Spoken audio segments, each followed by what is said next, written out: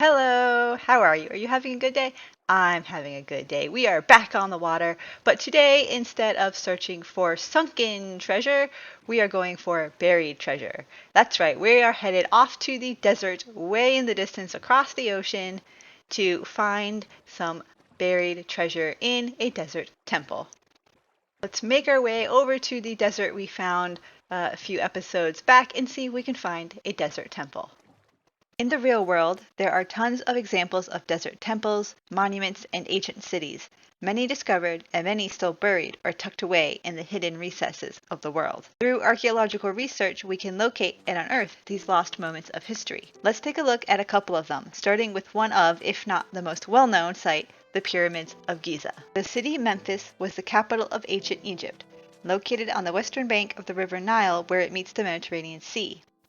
This area was also the crossroads of many trade routes, making the city the political powerhouse of Egypt. There are several temples as well. Memphis was believed to be a sacred site to the gods, the most prominent being the temple of Petra, the god of creation and patron of craftsmanship local to Memphis. But Memphis isn't what most people think of when it comes to Egypt's ancient past. That would be the Pyramids of Giza. These pyramids are part of the necropolis of Memphis, a massive ancient cemetery. Necro relates to death and polis means city, making necropolis translate to city of the dead. While most people know about the Great Sphinx and the three pyramids built for the rulers Khufu, Khafre, and Menkaure, there are actually over 38 pyramids, 9,000 tombs, and several smaller temples and settlements scattered across the Giza Plateau. These ancient remnants provide us with invaluable clues as to what life in Memphis may have been like all those thousands of years ago. I remember a few years back there was a live broadcast on TV of an excavation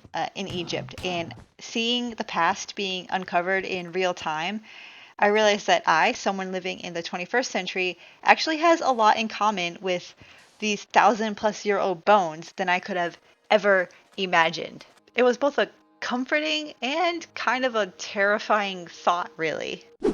We have made it to a temple. Let's pop inside and see what goodies there are. Let's break into the chamber down below.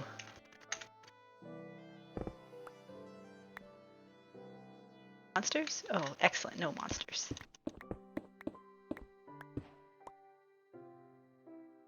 Light this up.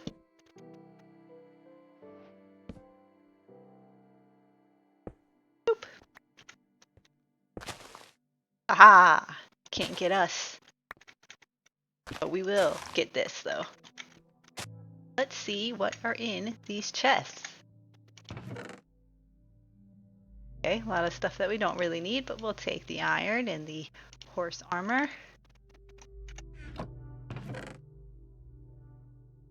Stones, but we can take all of the gunpowder, though.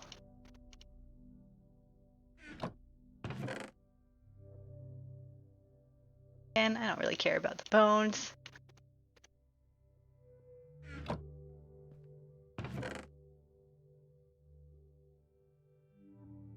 Okay, well, I mean, not, particularly exciting, just a lot of remains, flesh and bone, a lot of flesh and bone. Alright, let's get back up out of here. Now that we have finished with this little chamber, we can now break out our brush. And if we come over to here, where we have this sand, rest of this is kind of the hard packed sandstone, but there is some sand over here, and if we look for the pieces like this one, let's clear this up a little bit so it's easier to see. Like this piece of sand right here, you see how it's got these like darker little bits?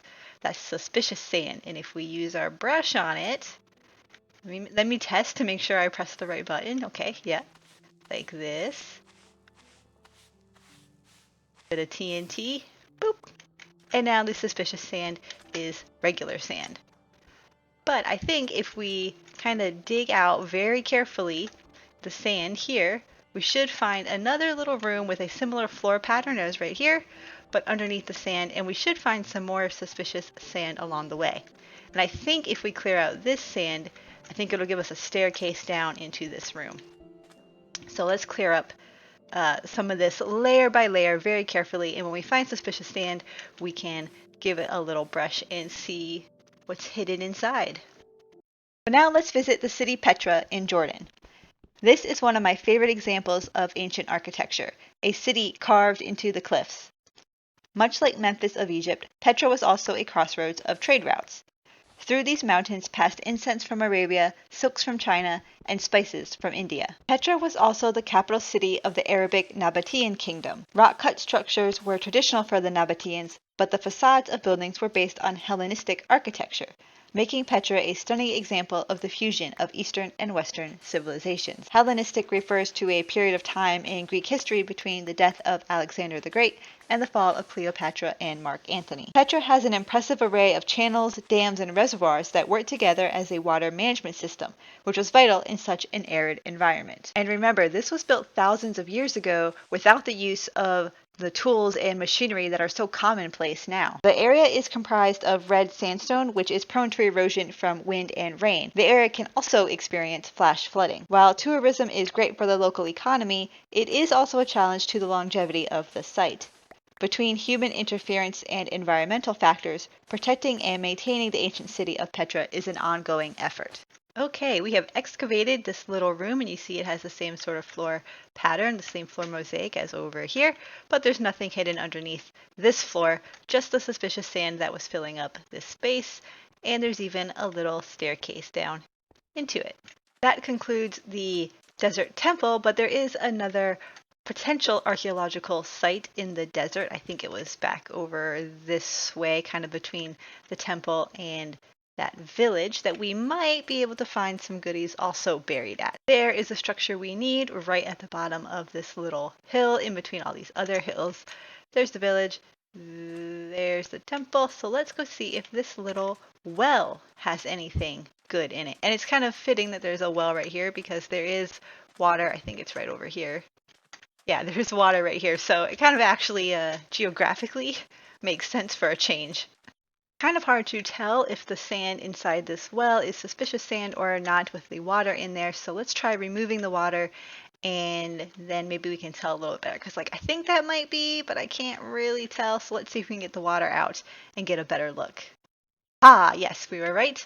It is a bit of suspicious sand, and it looks like that's the only piece in here. So let's brush this and see if we get anything good. Ooh, looks like we are. Pick that up. Now let's just dig maybe down just by one and see if there's anything else underneath. Oh, look at that. One more. Let's see what this one has. Looking a stick. Okay, well, I guess that's fine. And just to be safe, let's check underneath. All right, that looks like that was everything. Before we continue with our archaeological adventure, let's take a look at what we've acquired so far between the desert temple and that well over in the distance over that way. From the center of the temple, we got some gold, some iron horse armor. There was a little bit of TNT, and then also from the temple, in some of the suspicious sand, we got more TNT.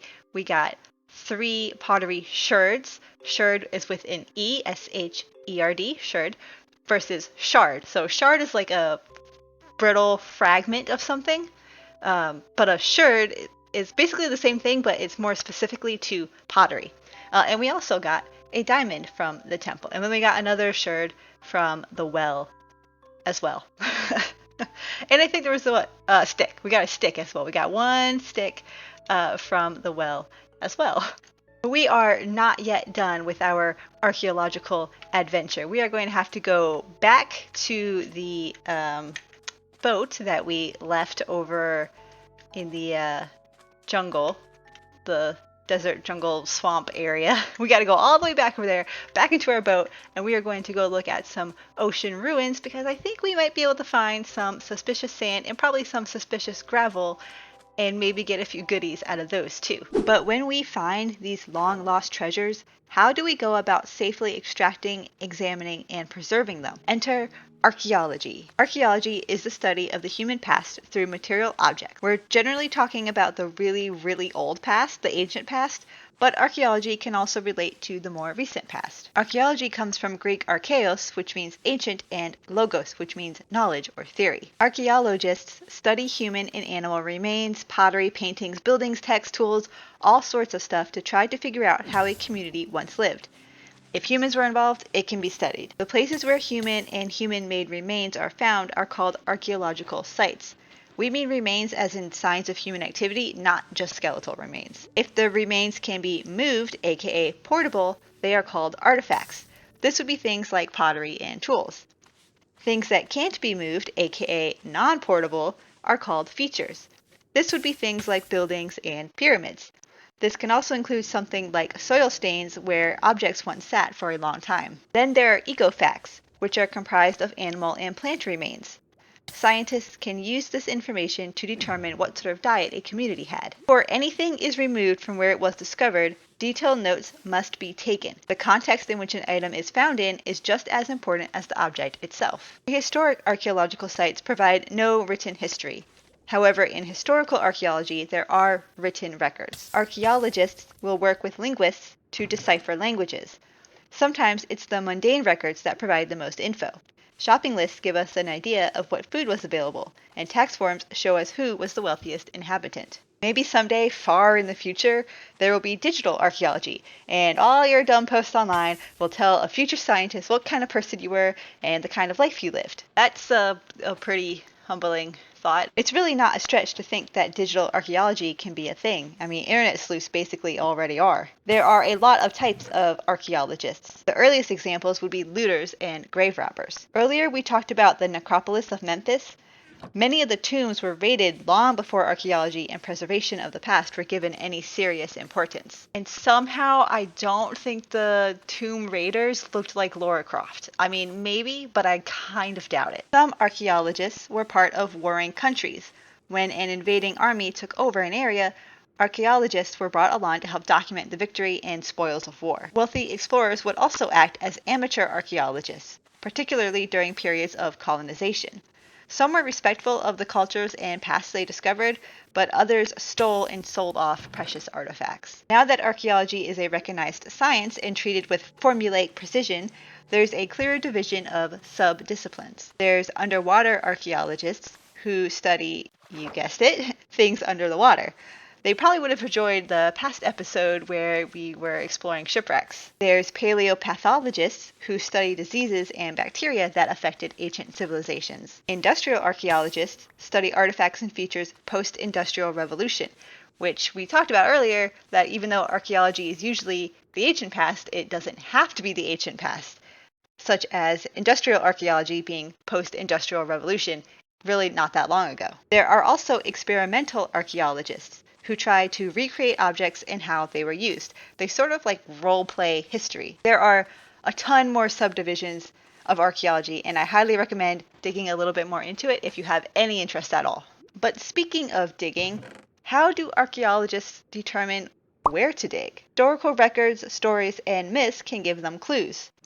Once a location is picked, the area is surveyed with sonar, radar, and good old human eyeballs too. Extensive maps are made, tons of photographs are taken, and the area is broken into a grid to more easily keep track of where an item was found. Sometimes heavy machinery is used to clear earth from an area, but hand tools really do the majority of the work. Brushes, trowels, toothbrushes, dental picks, spoons, and fine blades are all used. After artifacts are recovered, they are preserved and potentially restored. Servitors specialize in doing just that. But physically uncovering the past is only half of what an archaeologist does. An analysis is conducted, gleaning as much information as possible, and then these findings are compared and combined with other relevant research to build a more comprehensive and cohesive picture of human history. Hey, welcome back. We have just finished our dig through the ruins in the desert and in some ocean ruins. You may have noticed we stuck with warm ocean ruins for the time being for a very particular reason. They have something that we cannot get anywhere else. But things didn't go so well. We died not once, not twice, not even 3 times. No, 4 times. 4 times to a trident-wielding drowned. I lost my beautiful sword Excalibur. I lost my chest armor. But it wasn't a complete waste. We did get 3 sniffer eggs. That is why we went to the warm ocean ruins. We brushed away the sins of time to uncover the past, and we found an ancient life form, sort of. We also got a lot of sherd pieces. We've got shelter, skull, brewer, angler, archer, and snort, very fitting for the sniffer eggs. We also got a lot of coal through our digging. We got some emeralds, a little bit of gold. We had a few assorted tools that we got along the way as well. I am going to try to get my levels back up to 30 here at our skeleton spawner farm. But yeah, archaeology is fun, isn't it? We learned a lot of stuff. We did a little bit of digging. I like digging in the dirt. Who doesn't? It's like being a kid again. That is going to be it, though, for this episode. Thank you for hanging out with me, and have a great rest of your day. Bye!